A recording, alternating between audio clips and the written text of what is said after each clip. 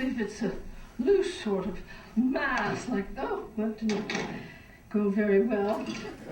But you see, when I flipped it, I didn't have the courage I needed the way I should have.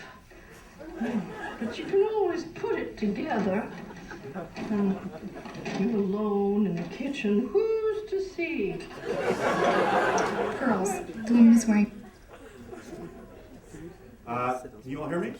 Yes. So that was Meryl Streep playing Julia Child in Julie and Julia. And that story was based on a true story, by the way, that scene. And I love that scene because not only does it capture the essence of Julia, but it also it encapsulates one of the most important lessons that I ever learned from Julia, which is that you must have the courage of your convictions. And that can apply to cooking or writing or really anything in life. And I was lucky enough to grow up with Julia. She was married to my great uncle, Paul. And so I knew her both as a celebrity and as a flesh and blood human being. And even in private, she would always say, "Courage, you must have courage." And I've been asked today to talk to you about how we took an idea and turned it into a book and the impact of that. And I can tell you that the memoir that I helped Julia write took a very long time to come into being. But before I get into that, I want to tell you about Julia's first book. Because talk about zigging and zagging. It is her story is an inspiration. Now, there was nothing in Julia's upbringing that really prepared her to become a cook or a writer. She was raised in an upper middle class household in Pasadena, California, where she mostly read fashion magazines, and they had a driver and a cook. And she spent very little time in the kitchen, and basically she knew how to boil water and make pancakes. And they were raised eating giant mounds of overdone roast beef, gluey mashed potatoes, watery green beans washed down with gallons of milk. Not an auspicious beginning for a cookbook writer. But Julia always felt that she was destined to do something special in life. She didn't know what that was, and she didn't know how she'd find it, but she knew that something would happen. World War II came along, and she volunteered for the OSS, the precursor to the CIA. They sent her to Sri Lanka, where she met Paul Child, who was 10 years older than she was. He was an artist. He was designing secret war rooms for the Allies. Julia liked to say that she was a spy, but actually she was a clerk typist. Love bloomed in the tropics, and they married after the war, and Paul took her to Paris, where he had a job at the U.S. Embassy. After a year in Paris, eating at every restaurant she could find, Julia went to the Cordon Bleu cooking school, where she was mentored by Chef Max Bugnard, a wonderful guy in a toque who taught her how to eat and cook and shop like a real Frenchman. And he had a wonderful piece of advice which she internalized and brought back here. He said, "Madame Shield, you must work hard. You must learn the technique. You must be willing to make mistakes, take risks, and above all, have fun." Yes, Madame Shield, cooking is fun. Now, the French approach food in a different way than we Americans do. In France, cooking is considered a combination of high art and competitive sport. And the French love to eat well, but they eat well in moderation. And this was a totally new approach to food for Julia, and it formed the kernel of the idea that she would later turn into her first book. After graduating from the Cordon Bleu in 1952, she and two French friends, Simca Beck and Louisette Berthold, began to write a French cookbook for the American market. Now, Julia's friends were very intuitive cooks, and they'd say, let's use a dash of butter or a pinch of salt. But Julia was the practical American, and she wanted to know precise measurements. Now, is it a pinch of salt? Is that an eighth of a teaspoon or a quarter? And she did an amazing amount of research, and she went to great lengths to find out everything she could about her recipes, and she would cook each recipe a dozen times over and over again, trying to work out all the kinks and get them right. And she became a bit of an investigative reporter. After she and Paul had a wonderful meal in a Parisian restaurant, she would charm her way into the kitchen and talk to the chef and say, "Now, how did you make that wonderful beurre blanc that we just had? And the chef was happy to divulge her closely guarded culinary secrets. Because after all, what would this tall American lady in pearls do with it? Well, Julia, the would-be spy, would rush home, type up the recipe, cook it a dozen times, send it back here to the States for her friends to try in their typical American kitchens, and gather notes from them. Now this was the 50s, when Jell-O, iceberg lettuce, and meal in a can ruled here. Julia used to say, "Oh, in my day, the American housewife had to juggle cooking the soup and boiling the diapers on the stove, and if she mixed the two together, just imagine what a wonderful combination that would be." But Julia had become obsessed with cuisine bourgeois, which is good French home cooking. And she felt deep down that other Americans would feel the same way about it as she did, if only she could demystify it. So the manuscript for their book grew and grew and grew until it was 750 pages, no joke, of nothing but soups, sauces, and chicken. The first American publisher took one look at that and just gave up. Then Hope Mifflin from Boston came along and bought it, and then they too gave up and rejected it. Julia revised it, and they bought it a second time, and then finally rejected it again, saying, "You know, Mrs. Child, what the American housewife really wants is something quick with a mix." Now, this was heartbreaking. It was 1959. Julia and her friends had been working on the book for almost a decade. And they were on the verge of giving up. But Julia was tough. And through her perseverance, the manuscript landed on the desk of Judith Jones, who was an American editor who had learned to cook in Paris and was looking for a French cookbook. She immediately understood it, bought the book, and it was published in 1961, the year I was born. And it was called Mastering the Art of French Cooking. And this was this rather grand title. And Alfred Knopf, the publisher himself, said, "If anybody buys a book with that title, I'll eat my hat." To which Judith Jones still likes to say, "Bon appetit." That book has never gone out of print, and it has sold close to 2 million copies. It taught Americans how to cook and eat with confidence. It exposed us to things like monkfish and tarte tatin. It extolled the virtues of copper pots and sharp knives. It got Julia on television, a medium that was in its infancy in the 60s and that she helped to define. It was full of innovations, things that we take for granted now, that basically Paul and Julia invented in their kitchen.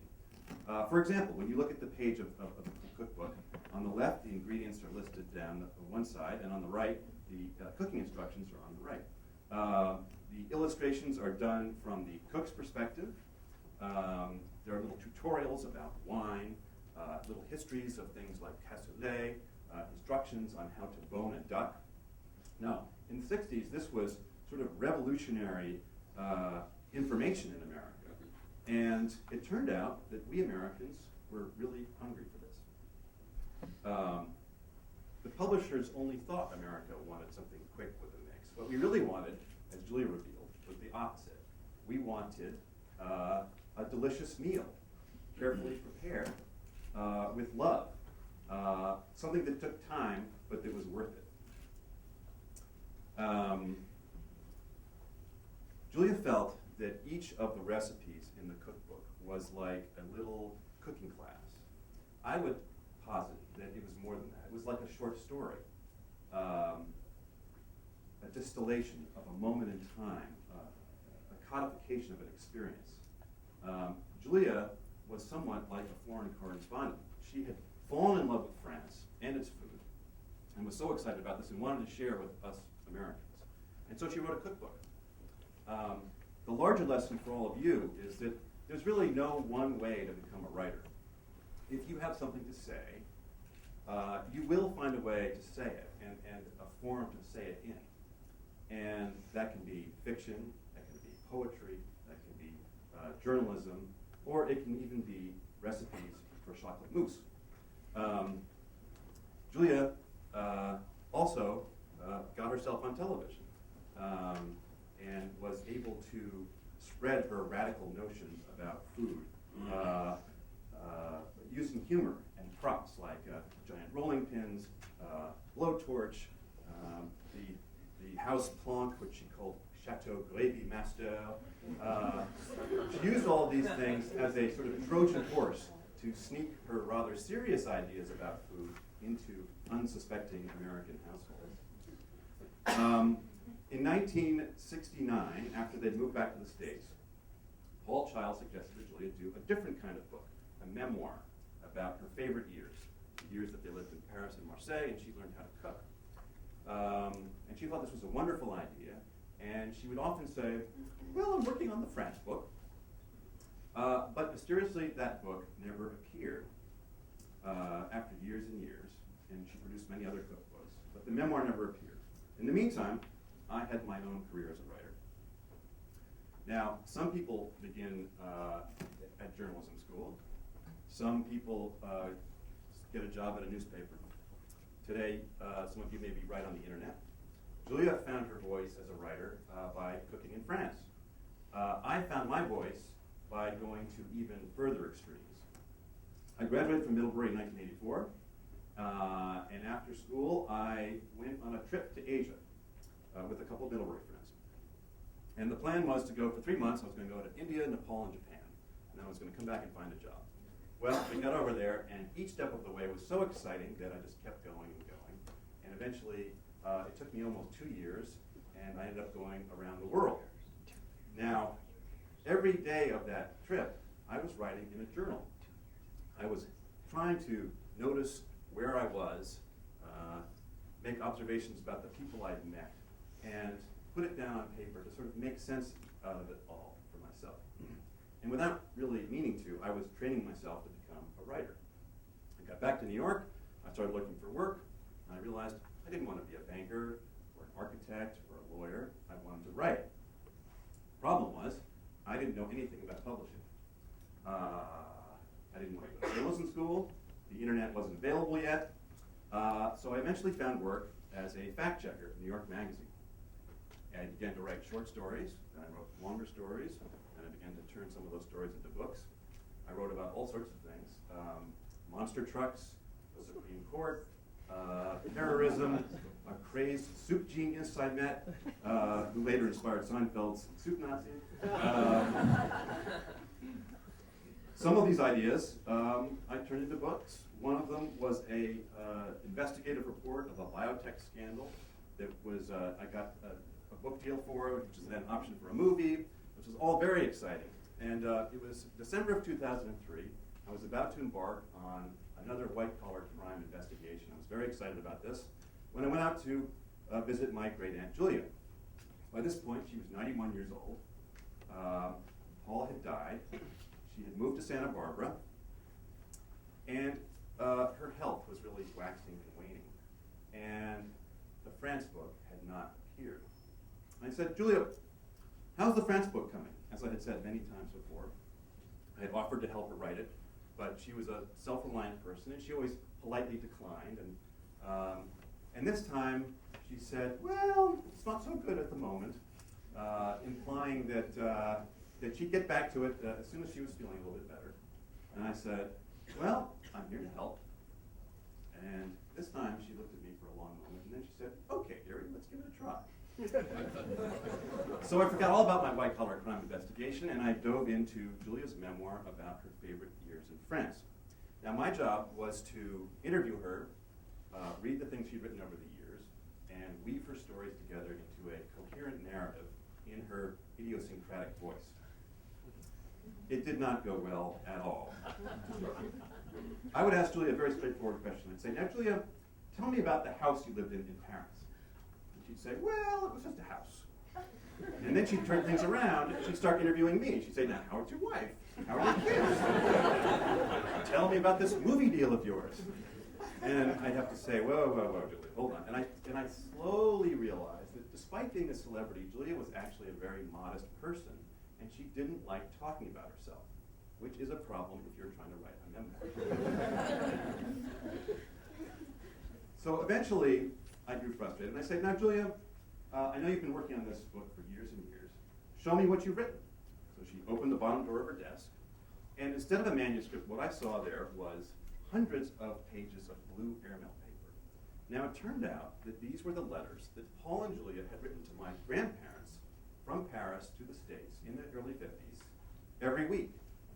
And these letters were full of incredible detail about the weather, the price of wine, what was happening during the Cold War, the places they traveled, the dinner parties they had, the meals Julia was cooking. In other words, it was a treasure trove. And I picked out one of Paul's letters because she was still in love with Paul 10 years after his death. And I began to read it aloud. And Julia just lit up. And suddenly she began talking about food and France and Paul and, by the way, herself. And the stories just began to flow. I had unlocked her. And sometimes she would slip back to that moment 50 years earlier and seem to relive the moment. She'd say, oh, I remember that day we walked in Paris. It was beautiful and sunny. We walked along the Seine, and people had put their white socks and their pink underwear out to dry. And then we went up to Sacré-Cœur, up the top of the city. We looked over, and oh my, it was so beautiful. You know, I really think I was French, but nobody bothered to tell me. We go to a little bistro, and there's some monkeys on a bar fighting over some nuts, and there's a little doggy in a green sweater, and look at that man in a black beret eating calf's liver. And she'd be off teleporting back through time to a moment where food, France, Paul, and her own flowering of the soul came together. We worked together for 8 months, and in August of 2004, Julia died at age 91, almost 92, 2 days short of her 92nd birthday. And it took me another year to finish the book. Eventually, it was published as her memoir, My Life in France, in 2006, a mere 37 years after Paul had first suggested it. Talk about resilience and determination to get a book done. Judith Jones was our editor, and frankly, we didn't know how it would be received because Julia had died. But the memoir seemed to touch people. Her older fans got out their first edition, battered up old copies of Mastering the Art of French Cooking, and began cooking boeuf bourguignon with their grandchildren. Younger folks who had not grown up with Julia had discovered her and were inspired, and they would say, oh, you know, Julia didn't start cooking until she was 38 years old. She didn't have her first book published until she was 49. Maybe there's hope for me. I met a guy who had had a chance encounter with Julia in a supermarket, and she had convinced him to quit finance and go into cooking school, and he was now a pastry chef. It was the best thing that had ever happened to him. Typical Julia. One thing I wasn't ready for was that people sometimes burst into tears and hug me and tell me how Julia had literally changed their lives, or their parents' lives. And it's quite profound when somebody does that. And there you realize that all of this began with an idea that was turned into a book. As I said, Julia got into television and she was able to use her humor. She loved to talk about her cooking. This all began in 1962 when Mastering came out. She was invited on WGBH, the public TV station in Boston, to talk about mastering the art of French cooking. But Julia being Julia, she didn't just bring her book, she brought a frying pan and some eggs and began to cook an omelet. So now I'm going to ask my assistants to help me here. And I'm running late, but bear with me, it'll be worth it.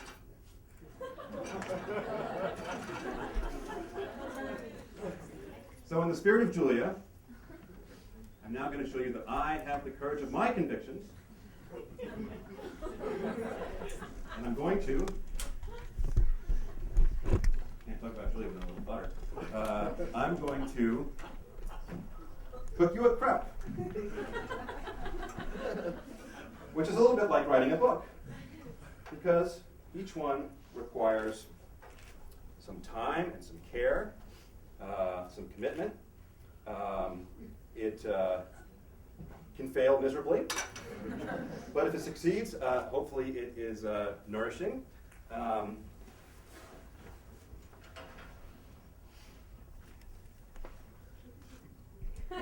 And voila.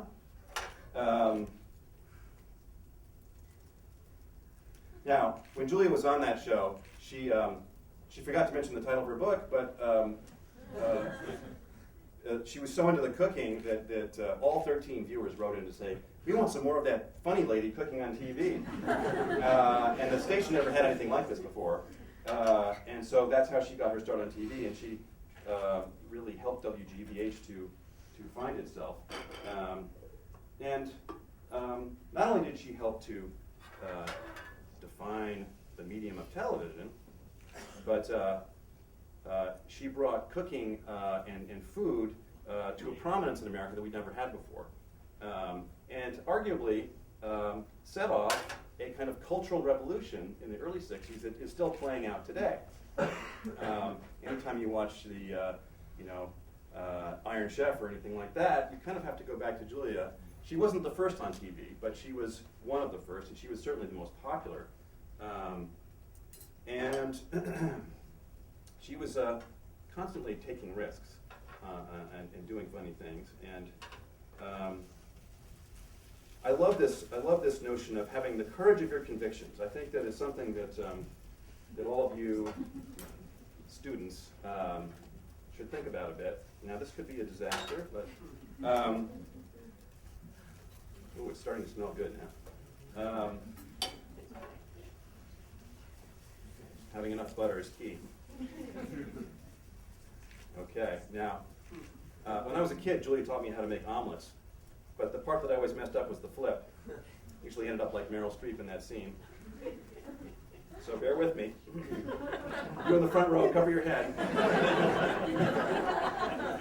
All right. Good. Wow.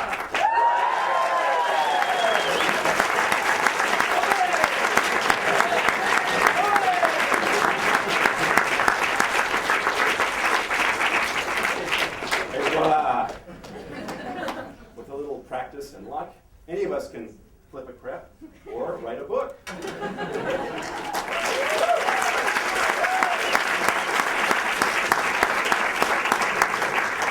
Almost done, I promise. It's almost lunch, very appropriately.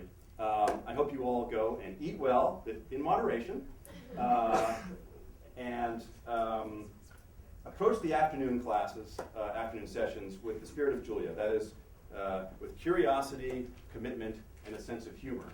And then I hope you'll take all of the ideas that you feasted on today and turn them into something that will nourish the world. Bon appetit.